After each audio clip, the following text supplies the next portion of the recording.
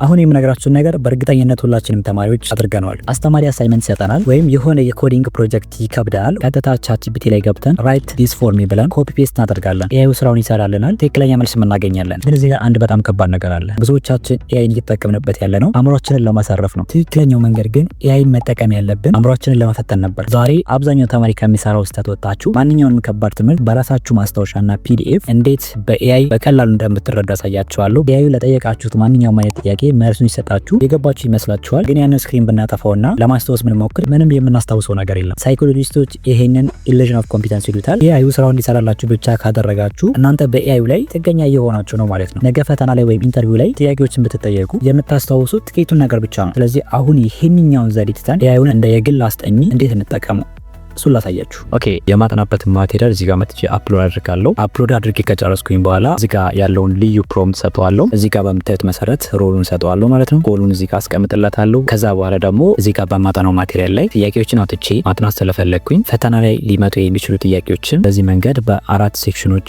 ሰጠዋለሁ ማለት ነው። እናንተ እዚህ ጋር ያለውን ቁጥር በፈለጋችሁት መንገድ አድጀስት ማድረግ ትችላላችሁ። ለምሳሌ ሴክሽን ሲ ላይ ሾርት አንሰር ከፈለጋችሁ 5% ማለት ትችላላችሁ። በምታጠኑት ማቴሪያላችሁ ላይ ምን ያህል ከቨር ማድረግ እንዳለበት ፕሮምፕታችሁን አድጀስት ማድረግ ትችላላችሁ። ስለዚህ አሁን የማጠናው ማቴሪያል እና ፕሮምፕቱን አንድ ላይ ሰጠውና ጥያቄዎቹን ጀነሬት አድርጋለሁ ማለት ነው። እዚህ ጋር በምታዩት መሰረት ጥያቄዎቹን ጀነሬት እያደረገልኝ ነው። ለምሳሌ ማቺንግ 10% እየሰጠኝ ነው። ሴክሽን ቢ ላይ ደግሞ መልቲፕል ቾይሶችን እዚህ ጋር እየሰጠኝ ይገኛል። አብዛኛው ሃይስት ፕሮባቢሊቲ ያላቸው በፈተና ላይ ሊመጡ የሚችሉ ጥያቄዎችን ነው እየሰጠኝ ያለው። ከዛ ሴክሽን ዲ ላይ ደግሞ ኮንሰፕቹዋል ኤክስፕላኔሽን ኩዌሽኖችን እና ካልኩሌሽን ኤሪያዎችንም ደግሞ እንዲሁ በዚህ መንገድ ጀነሬት ያደርግልኛል ማለት ነው። እዚህ ጋር መልሶቹን በራሳችሁ መንገድ ምን ያህል ጥያቄዎችን እንደምታስታውሷቸው ወይም ደግሞ ምን ያህል በዚህ ፈተና ላይ ዝግጁ እንደሆናችሁ መጀመሪያ ራሳችሁን ኢቫሉዌት እንድታደርጉ መልሶቻችሁን እዚህ ጋር ታስገባላችሁ። ከዛ እናንተ በመለሳችሁ ጥያቄ ላይ ደግሞ ኤአይ ራሱ ምን ያህል እንደመለሳችሁ ግሬድ ያደርጋቸዋል። ከዛ በተጨማሪ ደግሞ የተሳሳታችሁበት ቦታ ካለ መልሱንም እንዲሁ ይነግራችኋል። ከዛ በኋላ ደግሞ ዊክነስ ኤሪያችሁን ደግሞ በዚህ በምታጠኑት ማቴሪያላችሁ ላይ ተጨማሪ የሆኑ